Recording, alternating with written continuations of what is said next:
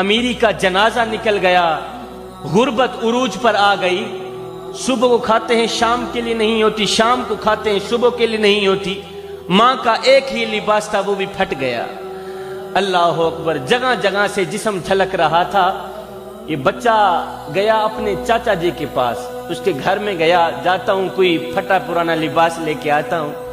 ماں کا ایک ہی لباس تھا وہ بھی پھٹ گیا ہے، جگہ جگہ سے جسم جھلک رہا ہے۔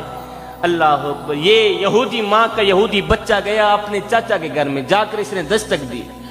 چاچا باہر نکلا، ہاں بھی کیا لینا چاہتی؟ اس نے کہا چاچو جی میری ماں بے لباس بیٹھی ہے، میری ماں کا ایک ہی لباس تھا وہ بھی پھٹ گیا ہے، جگہ جگہ سے جسم جھلک رہا ہے، تیرے بوہے پہ آیا ہوں، تیرے دروازے پہ آیا ہوں کوئی پرانا سا لباس لینے، تیرے گھر میں کوئی پرانا لباس پڑا ہو تو اٹھا کے مجھے دے دے، میں جا کے اپنی ماں کا جسم ڈھانپ سکوں۔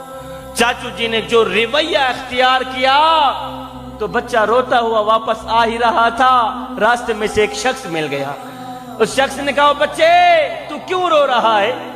اس بچے نے کہا نہ پوچھ میاں، میری ماں بے لباس بیٹھی ہے، مجھے اس وقت لباس کی اشد ضرورت ہے، اپنے چاچا کے پاس گیا تھا لباس لینے، چاچو جی نے مجھے مارا ہے، دھچکارا ہے، دھکے دے کر حویلی سے باہر نکال دیا ہے، بس دل جو رو رہا تھا نہ آنکھیں بھی رو پڑی۔ اس شخص نے کہا بھتیجے رو مت، میں تمہیں ایک ایسا در نہ بتاؤں جہاں دشمن بھی گیا ہے خالی ہاتھ واپس نہیں آیا، جہاں اپنا تو جہاں رہ گیا غیر بھی گیا ہے خالی ہاتھ واپس نہیں آیا۔ بچے نے کہا چاچو جی بتا کون سا در ہے جہاں مجھے لباس مل جائے؟ اس شخص نے کہا بھتیجے چلا جا صحن حرم میں، وہاں محمد نام کا ایک شخص بیٹھا ہوا ہے، اور میں نے سنا ہے اس کے بوہے پہ اگر دشمن بھی چلا جائے خالی ہاتھ واپس نہیں بھیجتا۔ یہ بچہ اپنی ماں کے پاس گیا، جا کر اس نے بتایا چاچو جی کے گھر میں گیا تھا، اس نے جو رویہ میرے ساتھ اختیار کیا ہے، برکیف روتا ہوا واپس آ ہی رہا تھا، راستے میں سے ایک شخص مل گیا۔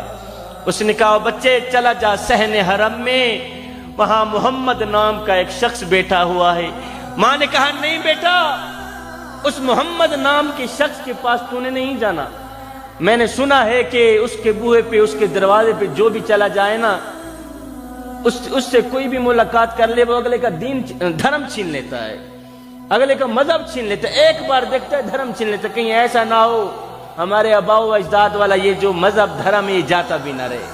اس بچے نے کہا نہ ماں میں اپنے دھرم کا پکا ہی رہوں گا، جاتا ہوں چادر لینے کے لیے، مسلمانوں کا نبی چادر دے گا تو دے دے گا، نہیں تو پہلے ان کو بتا دوں گا میں تیرا کلمہ نہیں پڑھوں گا۔ خیر یہ بچہ دوڑتا ہوا گیا، جب اس نے صحن حرم میں قدم رکھا تو میرے کریم نبی رحمت والی چادر اڑے ہوئے بیٹھے ہوئے ہیں۔ یہ بچہ جب صحن حرم میں گیا تو میرے کریم نبی نے دیکھا، میرے کریم نبی مسکرائے۔ بچے نے کہا چاچو جی، ایسے بچے نے انگل کھڑی کی، کہنے لگا چاچو جی پہلے بتا دوں میں تیرا کلمہ نہیں پڑھوں گا۔ میرے کریم نبی نے فرمایا بچے بتا دوں سے یہ کیسے آنا ہوا؟ اس نے کہا میری ماں بے لباس بیٹھی ہے، گھر میں فاقہ ہی فاقہ ہے، غربت عروج پر آ گئی ہے، امیری کا جنازہ نکل گیا ہے، ماں کا ایک ہی لباس تھا وہ بھی پھٹ گیا ہے، میں تیرے دروازے پہ آیا ہوں چادر لینے کے لیے، چادر دینی ہے تو دے دے، نہیں تو پہلے بتا دوں میں تیرا کلمہ نہیں پڑھوں گا۔ مجھے میری ماں نے روکا تھا، اگر وہ چادر دے گا تو دے دے گا، نہیں تو تو نے اس کا کلمہ نہیں پڑھنا، میں پہلے بتا دوں میں تیرے کلمہ نہیں پڑھوں گا۔ اور میرے کریم نبی نے جیسے یہ سنا کہ اس کی ماں بے لباس بیٹھی ہے، اس کو اس وقت چادر کی اشد ضرورت ہے، اللہ اکبر، میرے کریم نبی نے اس کو یہ نہیں کہا یہودی ماں کے یہودی بچے یہاں سے دفع ہو جا، میری مدد تو صرف مسلمانوں کے لیے، میرے امتی کے لیے، نہ میاں نہ۔ اس نے جیسے ہی کہا میری ماں بے لباس بیٹھی ہے تو میرے کریم نبی نے اپنی رحمت والی چادر اتار کے اس بچے کے ہاتھ میں دے دی اور کہا بچے جا اپنی ماں کا جسم ڈھانپ کے آ، جا اپنی ماں کا جسم ڈھانپ کے آ۔ اور بچہ دوڑتا ہوا گیا، ماں گھر میں لیٹی ہوئی تھی، بچے نے جا کر رحمت والی چادر جب ماں کے اوپر اڑائی، ماں کے دل کی دنیا بدل گئی۔ ماں نے کہا بچے وہ کہیں اپنا دھرم تو نہیں دے کے آ گیا؟ بچے نے کہا نہ ماں، دھرم بھی بچا کے آ گیا ہوں، اللہ اکبر، چادر بھی لے کے آ گیا ہوں۔